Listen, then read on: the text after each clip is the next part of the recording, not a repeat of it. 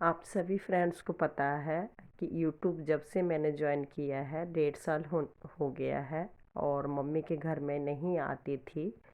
तो काफ़ी सालों बाद मतलब अभी मैं आई हूँ और कुछ समय बिताना चाह रही थी मम्मी के घर ठीक ठाक से। और बहुत से प्लानिंग लेके आई थी।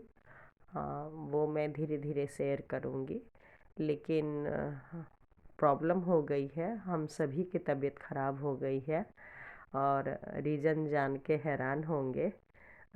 जैसे कि आप लोग को पता है कि मेरा हाथ टूटने पे भी मैं नहीं आई थी और 2-3 साल से मैं थोड़ा सा कुछ ज़्यादा ही सोचती रहती हूँ और पता नहीं अपने आप को अकेला महसूस भी कर रही थी और अपने आप को कैद भी मैंने कर लिया था। ना मैं किसी से मिलती थी और ना ही मैं किसी के घर जाती आती थी। तो यहाँ तक कि मम्मी के घर भी नहीं आती थी, मुझे अकेले ही अच्छा लगता था। तो बहुत कोशिश करने पे फिर मैं मम्मी के घर आई हूँ और यहाँ पर सभी का प्लानिंग यही था कि कैसे मेरी तबीयत ठीक हो।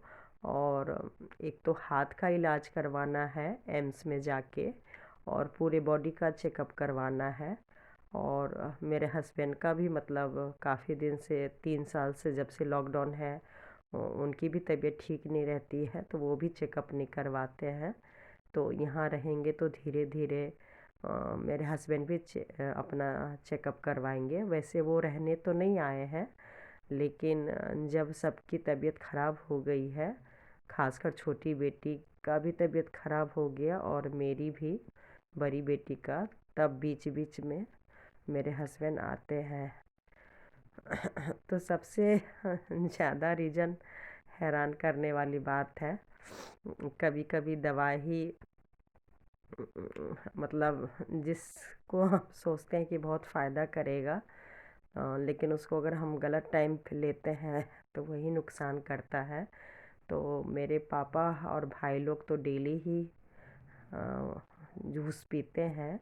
तो उन लोग को तो कुछ नहीं होता था, लेकिन मेरी छोटी बेटी बहुत पतली है। वैसे तो मैं खाने पे ध्यान देती हूँ, लेकिन सब लोग का कहना है कि मैं यूट्यूब पे इतना काम करती हूँ या ऑनलाइन इतना काम करती हूँ कि बेटी पे बिल्कुल ध्यान नहीं दे रही हूँ। तो मेरे पापा ने खासकर बोला कि अब यहाँ पर वो खाना पीना है जो हम लोग कहेंगे, मतलब डांट के बोले थे। बहुत लापरवाही हो गई, बहुत मनमानी हो गई है, अब जो हम लोग कहेंगे वही करना पड़ेगा। तो मैं भी सरेंडर कर दी अपने आप को, क्योंकि सच में पेरेंट्स तो कुछ भले के लिए ही बोलते हैं। तो और मुझे भी पता है कि मेरे शरीर में कितनी प्रॉब्लम है, तो मैं भी अब मन से चाह रही थी कि थोड़ा सा मैं भी ठीक हो जाऊं और अपनी बेटी लोग का भी ध्यान रखूं। और आगे भगवान ने चाहा तो मम्मी लोग का भी केयर करूँगी। अभी मुझे खुद की केयर करना बहुत ज़्यादा ज़रूरी था और जल्दी से जल्दी हाथ का रिकवर भी करना था।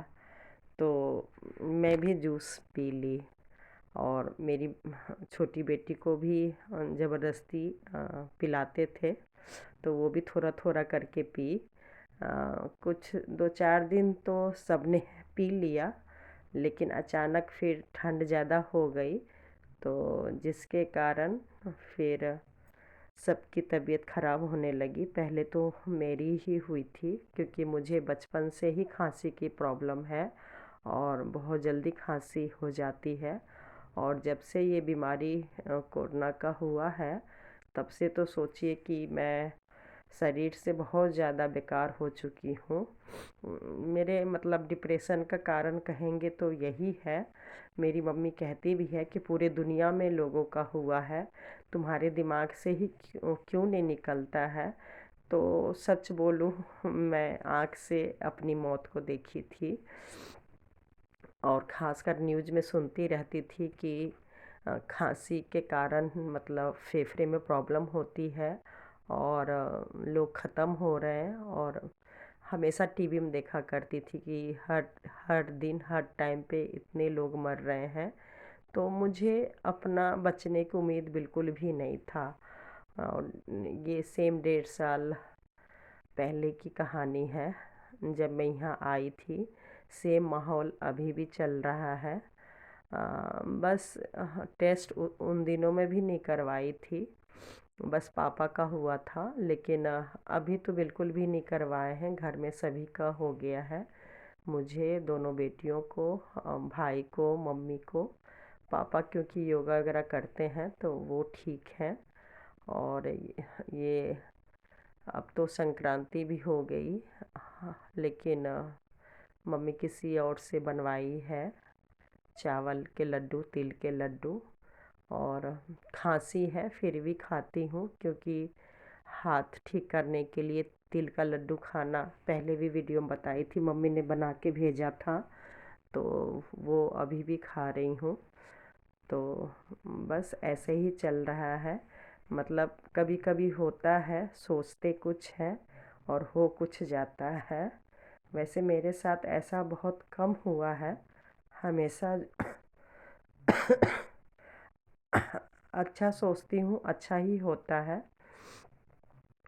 लेकिन 2-3 साल से सच में प्रॉब्लम थोड़ी ज़्यादा हो रही है। समझ नहीं आ रहा है कि ऊपर वाले नहीं चाह रहे हैं कि मैं नया काम करूं, नई तरीके से ज़िंदगी जीऊं, या नीचे वाले नहीं चाह रहे हैं, समझ नहीं आ रहा है। और क्या चाह रहे हैं, मतलब मैं खुद बहुत ज़्यादा कंफ्यूज हूँ। एक तरफ तो मुझे भी लग रहा है कि ज़्यादा काम करने की ज़रूरत नहीं है, जो है वही बहुत है। फिर दूसरे पल लगता है कि खाली बैठ के भी क्या करेंगे। मतलब दुकान हो जाता तो मैं और मेरे हस्बैंड उसमें काम करके नए सिरे से ज़िंदगी जीते। लेकिन समझ नहीं आ रहा है, कुछ तो बाधाएं आ रही है। इतने साल से मतलब हस्बैंड नहीं मानते थे, और जब हस्बैंड मानते हैं तो फिर मतलब कुछ ना कुछ रीज़न हो जाता है।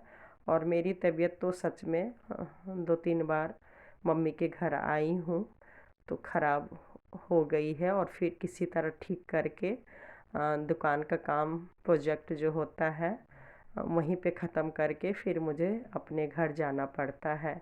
इस बार देखिए क्या होता है। इस बार तो मैं सोच के आई हूँ कि कुछ भी हो जाए मुझे दुकान लेना ही है, लेकिन बाकी ऊपर वाले की मर्ज़ी है, वो क्या चाहते हैं। और इतना आसान भी नहीं है, बाकी देखिए ऊपर वाले क्या चाहते हैं।